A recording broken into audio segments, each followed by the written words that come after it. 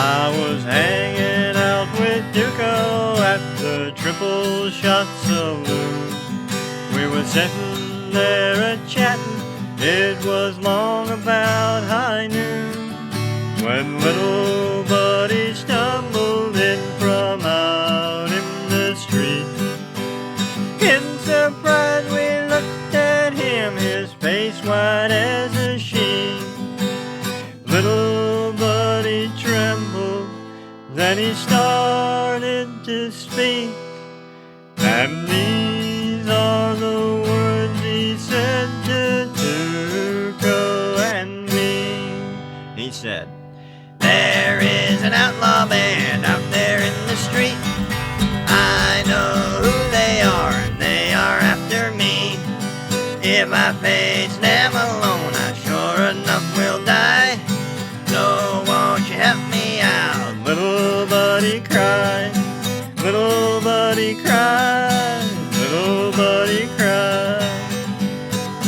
Duco said, "Let's grab our guns and head to the showdown." With little buddy in the lead, we went to stand our ground. Once we stepped out in the street, we knew there'd be a fight. 'Cause when we saw that outlaw gang, they were an awful sight. Little buddy trembled, then he started to run, and Tuco and me both reached for our guns. And then we faced the outlaw band out there in the street. Our 6 guns in hand, we wouldn't know defeat. We could face them alone and we wouldn't die. We could gun them all down, Tuco and I, Tuco and I, Tuco and I. There was lead flying from the left and from the right, but we were a-putting up one hell of a fight.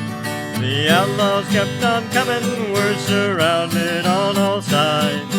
Heel to heel and back to back, we're fighting for our lives. I felt a bullet tear right through my chest, and there was blood a-running down the side of Tuco's vest. But even still, we fought the outlaw band out there in the street. Bullets flying hard and fast, we won't accept defeat. Hurting bad and fighting hard, we just wouldn't die. Throwing lead out in the street, Tuco and I, Tuco and I, Tuco and I. The leader of the outlaws, he came to shoot us down, with all of his men laying dead on the ground. We both tried to fire at him, but we're both out of shell. Then the way he laughed at us, he sounded straight from hell. He raised his 6-gun and we knew our end was nigh. But then we heard a shot ring out from somewhere up real high. There was little buddy, he was up there on the roof, smoking rifle in his hand, we both saw the proof. He was with us all along, he joined us in the fight. Now the outlaws were all dead, we knew we'd be alright. We knew we'd be alright, we knew we'd be alright. I was sitting there with Tuco at the Tripleshot Saloon.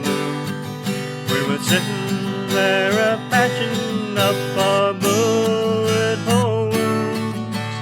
Little buddy helping us a drink in his hand. We knew that together we had licked this outlaw band. Yeah, the 3 of us together, we licked that outlaw band.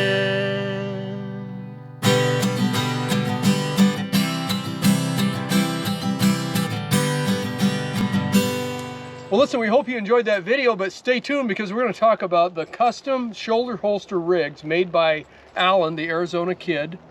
And he made them just for this video. They're styled after the Val Kilmer Doc Holliday rig in the Tombstone movie, 1993.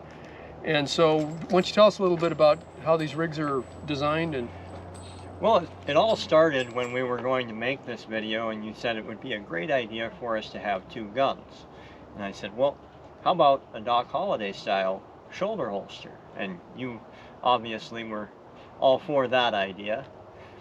So I started looking up pictures of Val Kilmer. Obviously I've watched the movie as many times as anyone else, but finding still photos and recreating the rig. But I wanted to make it a little bit different so that I could ship it to almost anybody and have it fit with just a couple of rough measurements. There's a lot more buckles on here than there would be on if you look at the pictures of Val Kilmer's rig that's in museum. but we also wanted to make it so it could fit different people without Yes. making everything uniquely customized to every customer, because you wanted to be able to resell these. Correct. And so, like this buckle here, we'll take this up or let it out quite a bit, just like a rifle sling slide would. Depending on how tall your spine is. Or whatever. Yes. And the same is for around here. But also, I wanted to make it to where you could tilt the gun more. A heavier set person might want the gun tilted out more to reach around for. And so you made these custom.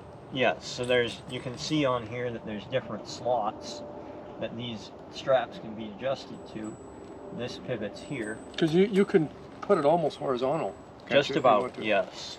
And we wanted to put it like this, so it's like in the movie. We wanted it as close as we could get to Val Kilmer's rig, so that's about where we have them both set. And these really aren't set up really as a convenient concealed carry. We did this for theatrical presentation. Correct. Like the movie. If you wanted to build one for somebody for self-defense, how would you orient it differently? What I would do is I would make something that's more like a shoulder holster that you would see in a 70s cop show, like Dirty Harry, for instance, or Starsky and Hutch. They have a wide shoulder pad, which makes it more comfortable for all-day carry. And the gun sits a lot closer to your armpit. And doesn't it sit like horizontal this way? Some do, Or some are straight down. a lot of them are muzzle down. Okay. I actually prefer the muzzle down because if you think about horizontal carry, you're going to muzzle everybody you walk past. Yeah. So I make vertical carry shoulder holsters that work very well. I can actually easily hide a .44 Magnum under a sport coat.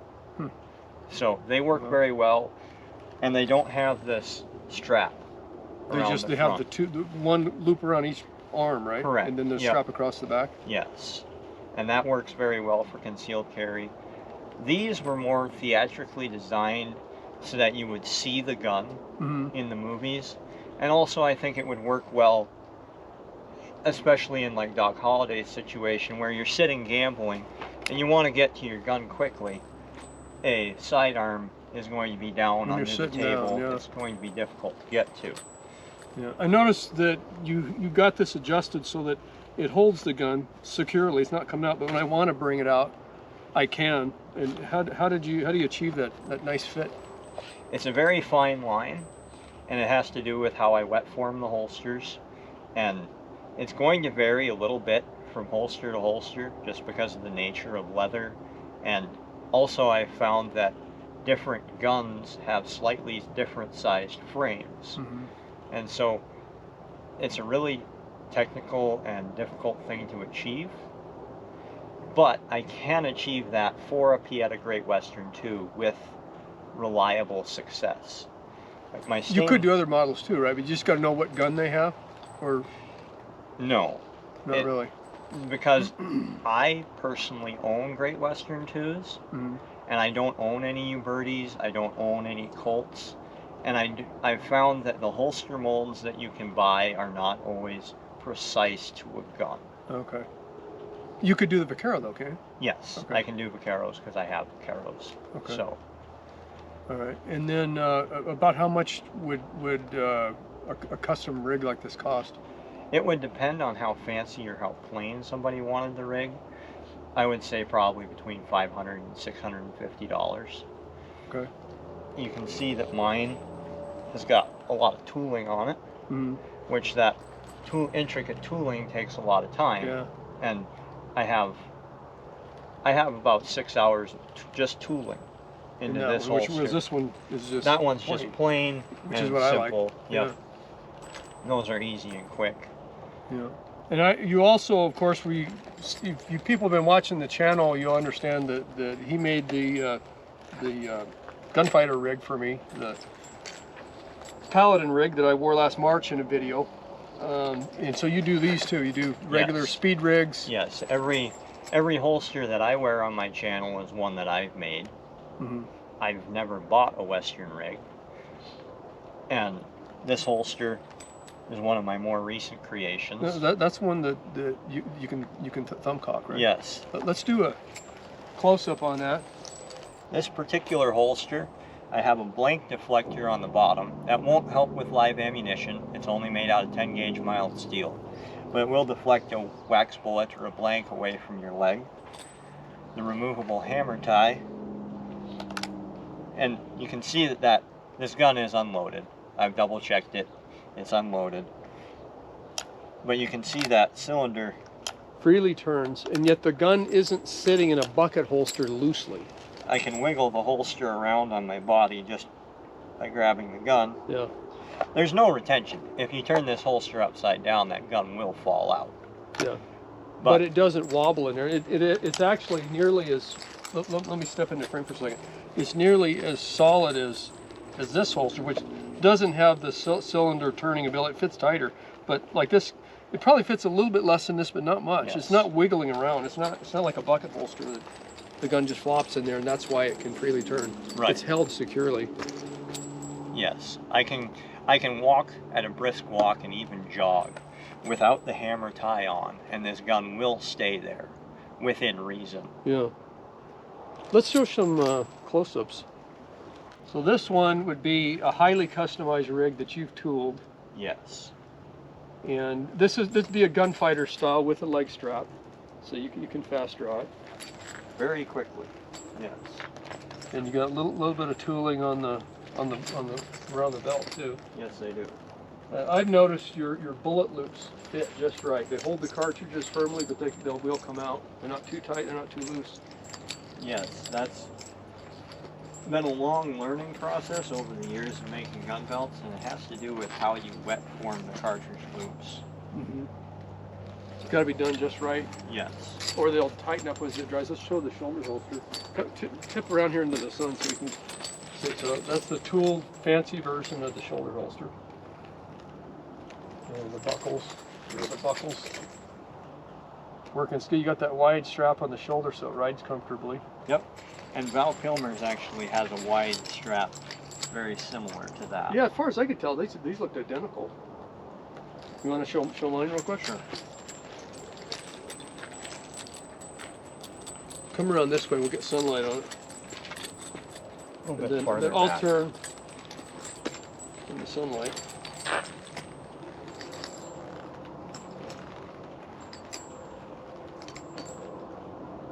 So. And with mine, I actually left out a lot of those adjustment slots. Yeah? Just because I knew where I wanted it, and I wasn't going to change it. Yeah. All right. And if somebody wanted it without the adjustment slots in it, I can make it that way, because obviously everything I make is a one-off custom. Yeah. And about how long does it take you to do a rig when you get an order? Or? My lead time has been changing a lot recently. After you made the Paladin video and people actually found out that I do make holsters, I've gone from having a lead time of about a month to get started to right now I'm out 3 months. Okay. To where I actually get started, and then it's going to take me at least a month to make it. Because I work a full-time job, this is my side hobby, and so it's an evenings and weekends project. Okay, so if they get a hold of you right now, it's going to be like 4 months before it could be done based on the schedule today. That would be correct, yes. Okay. All right, so his email address is going to be included in the description of this video, so you can get a hold of Alan that way, or go check out the Arizona Kid channel. You could leave him a comment there.